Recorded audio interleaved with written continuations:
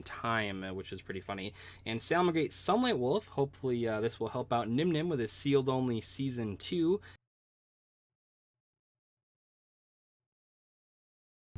Yo, what's up, boys and girls? It's your boy Swolelax here, and I'm back at it again with another video. This time, something just a little bit different. Today, let's talk about Yu-Gi-Oh! Megatins. So this chunky baby is a case of the most recent Megatins, which is the 2021 Yu-Gi-Oh! Megatin. I ordered this thing back in May using code What'sGood5, and I got a sweet deal on a case of this product. So when waiting for this thing to come in, I started thinking to myself, okay, is this a good purchase? Comparatively to tins past, this is much different than the ones previously. It's different than 2020, it's different than 2019, 2018, 2017, so on and so on and so on. And as you guys know, for all intents and purposes, my first big interactions with the Yu-Gi-Oh! Megatins as we know them now was the 2017 Megatins, where I opened up a few of those for a video a while back, and then I opened up a lot of 2018's Megatins, of course, for those Jaden promos. And then the 2019 Megatins hit, and those things were just out of the park phenomenal. Megatins have definitely shifted over the years, and opinions on them have come and gone. But in recent memory, other than the hype of opening packs and getting these big chase cards, the 2021 Megatins have sparked a little bit of controversy. And so did the 2020 Megatins. And from missing and lacking in certain features and cards, different printings and rarities, and of course, different meta chase cards being introduced inside of recent Megatins, I started thinking to myself and started thinking on the 2021 Megatins, are the Megatins getting worse? In some ways, yes. In some ways, no. This is Dzeeff, aka Dzeeff, a top Yu-Gi-Oh! Content creator who's been playing the game since its early years. Yeah, I don't necessarily agree with the decision to not include promo packs. I was going through all of the Megatins before this, and yeah, I think the promo packs haven't always been great, but from like 2015 to 2019, I think they were pretty good on average. It was really just that first year that didn't have a good promo pack. That one kind of was rough, but I really think the promo pack was like one of the coolest things about the Megatins. You have some of their better reprints there. You have like Ghost Ogre and Pot of Desires. You also have some really good OCG imports, like Elder Entity Norden was a promo card. So I think the promo cards in Megatins were really good, and I do miss them quite a bit. For context here, in years previous, Konami has introduced promo packs into their yearly Megatin designs. These packs can contain things like welcome reprints and world premiere cards, but in 2019 specifically, we were introduced to meta-defining staples inside of these promo packs, things like Nibiru the Primal Being, Dark Ruler No More, and Dimension Shifter. On the other hand, I think that the big improvement that they've made is the rarity mix-ups. Ever since 2019, they've changed the rarities of cards in here, not only including the Prismatic Secret Rare rarity, which is obviously great, but also just like mixing up the rarities in general. Lower rarity cards got rarity buffs, higher rarity cards got lower rarity versions, and I think that that really made the Megatins a lot better because in the past, I mean, this was like a problem because all of the reprints were the exact same rarity as the original print, which was kind of silly because, yeah, I don't know, it was kind of weird seeing like, oh, this is a secret rare blah, blah, blah card, but is it the Megatin print or the original print? You know, how do you know without looking at the set like listing and stuff? And I think that that was like a really bad design. I think that the big decision to switch the Megatin cards over to being different rarities than the original sets that they were printed in, I think that was like one of the best decisions Konami has ever made, disregarding that I also feel like Prismatic Secret Rare is one of the best looking rarities in the game. Just in general, I think it was a good idea to add those different rarities from their original sets. So it's like nowadays, I think the mega packs are a lot better, but I do miss the promos a lot compared to the older tins that we used to get. I don't think the mega tins themselves are necessarily getting worse, but they have changed every single year. This is John Moore, aka House of Champs, former Shonen Jump champion, former full-time card vendor, and current top Yu-Gi-Oh! Content creator and Yu-Gi-Oh! Streamer. So what got taken away in recent history is promos. And in fact, Konami doesn't seem to know that term anymore. You notice they're out of the March reprint sets too. They're out of every single product. Konami's like, achoo! And promos were guaranteed value for vendors, for players, but there goes special editions too, right? And now the promos are actually secret rares within the set, splitting up the secret rares for the special editions that are $15 for the side decks. So like, not side decks, side sets. Like Legendary Duelist Season 2, right? Like, the secret rares are not promos. They are actually cards within the set that you are pulling at a lower rate than anything else.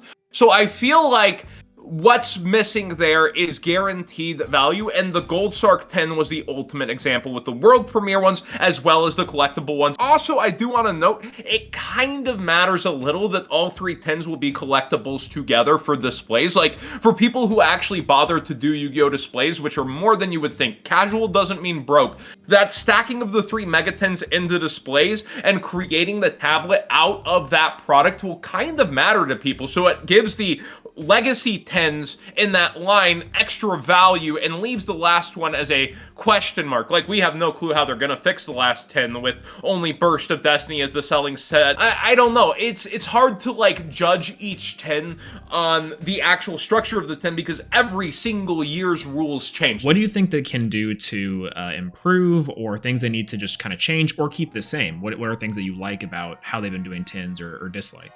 I really believe that the 2019 Megaton was like the best Megaton because it has great promos. It was the first set to introduce the new rarity system. So I think the 2019 Megaton is like the pinnacle of what a Megaton should be. It was good for competitive players. It was good for casual players. It was good for budget players because you could get a lot of stuff in lower rarities, but it was good for non-budget players because there were rarity upgrades as well. I think the 2019 Gold Sark 10, that was like what a Megaton should strive to be. I don't know, 2019 10 was so perfect because like even the promo pack was like random. Like they perfected it. Like I don't know why they changed it because the promo pack was random. So like for someone like me that opens, you know, multiple 10s in different videos, it was cool because it was different every single time. Like you had a couple older reprints, you had some OCG imports, you had world premiere cards.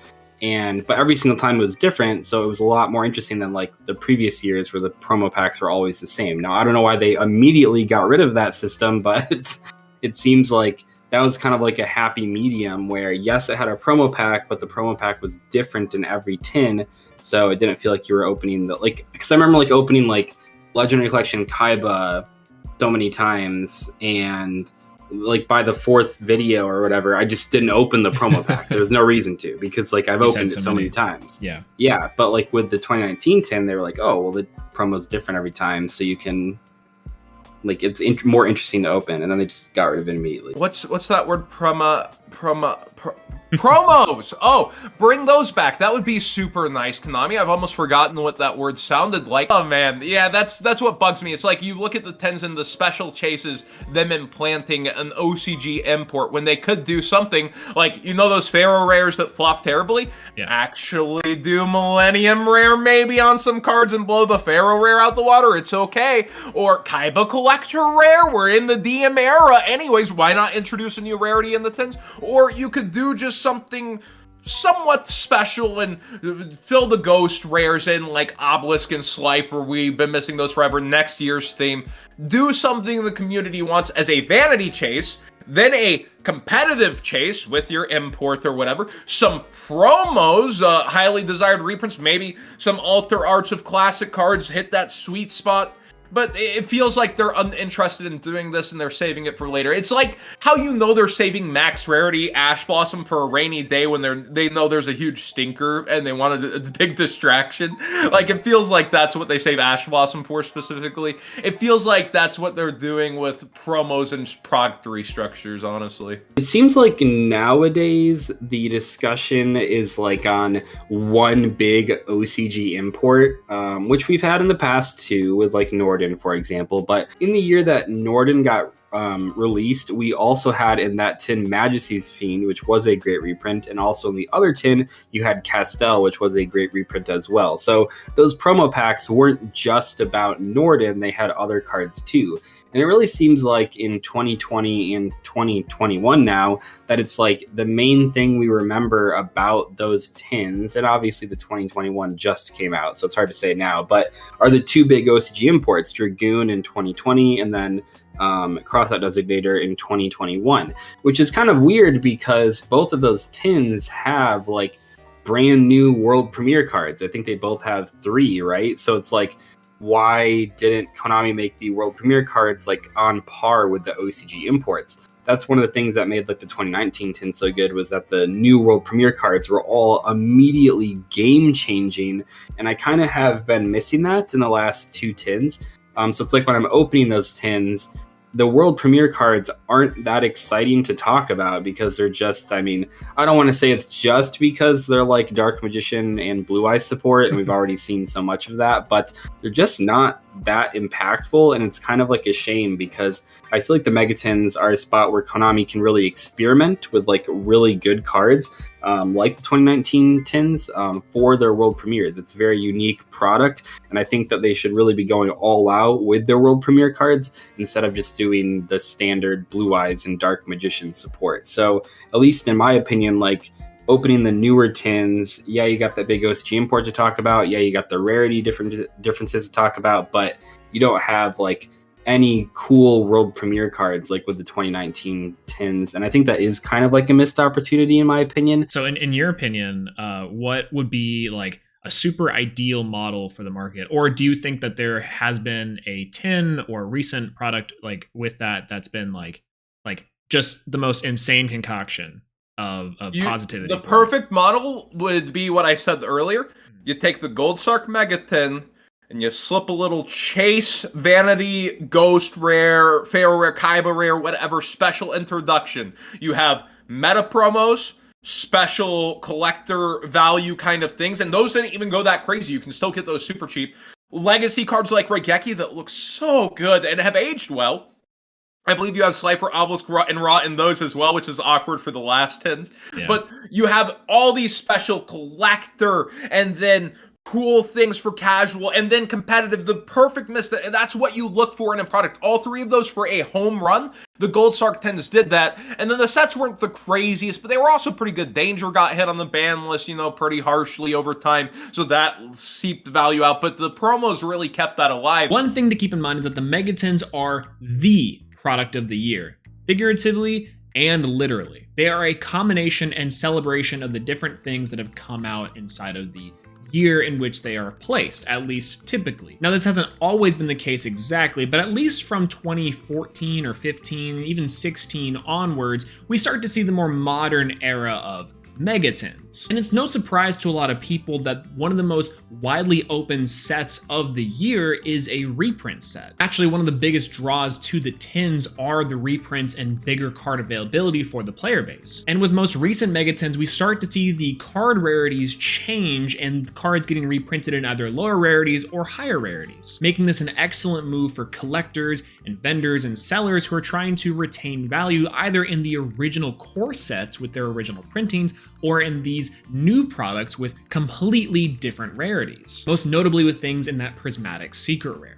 Is so much better for every single person. It helps previous product maintain some value that wasn't there before. That's also what Starlights were for, because why am I opening this product? There's no ultimate, no ghost, no anything special, and these sets would just sit there and rot on shelves. Like Shadow Specters was before the big stimmy check boom and everyone rushing for sealed. Shadow Specter boxes were $30 and the special editions were $35 per like display. So I feel like when we look at product now, it gives a reason to still value previous product with first ed, original, secret, and then also for the players, secret rares theoretically are the hardest pulls and usually the chase cards to an extent. It bumps them down to ultras, which this year did have a better pull rate than secret rare, but I think the year previous didn't. I'd have to go back and look, but like it turns the ultras then a little easier to get overall than the secret rares, which were the previous cards like Triple Tactics Talent that people wanted. So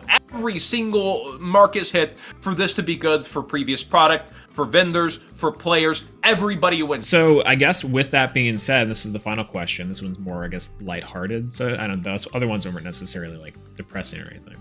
Sure. But So what is your favorite tin? Not necessarily like the best tin, but like what is your favorite tin? Do you have like a nostalgic memory of like a tin? Like it could be just even like collector's tins from back in the day, you know, with like specific characters or Blade Knight, that kind of thing. Can I say least favorite? Yeah, you can. That works. 2017 was handled worse than any other 10. They slaughtered the zoos on the ban list right after, and that's fine. The zoos needed to go.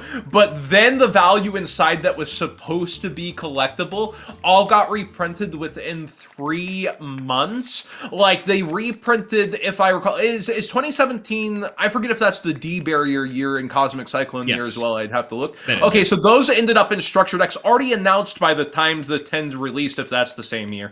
And then on top of it, all the Dark Magician stuff gets reprinted in another, is it the Legendary deck, starter deck? I believe the Dragons won that year.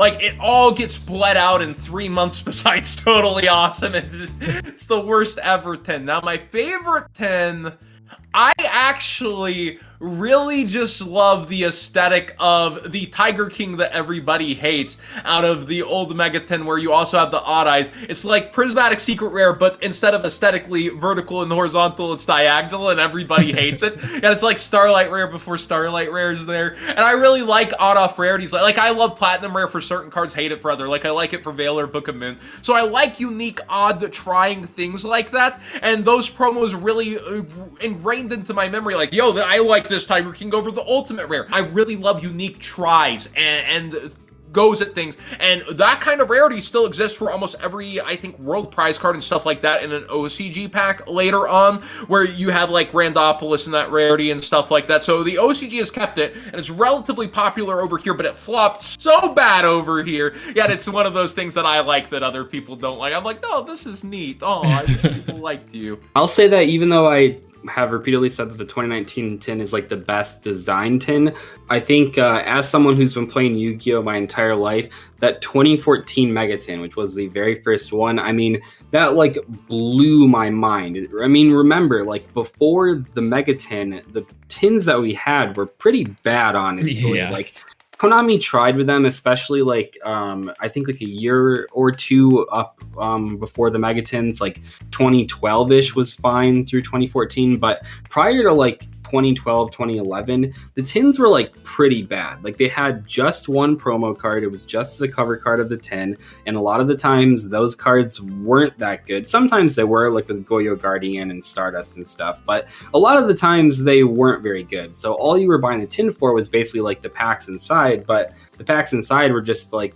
regular packs, and a lot of the time you would just pull no holographic cards. Like tins used to be, and I bought a lot of tins back in the day. I loved tins, but they used to be pretty inconsistent in terms of like value and what you would pull. So when I saw that 2014 Megatin back in, 2014, I'm like a really like not, I don't know, I'm like a super budget friendly college kid, didn't have a lot of money. Like those were a big deal. That tin reprinted so many expensive cards. It gave players a ton of different cards that they would have not had access to.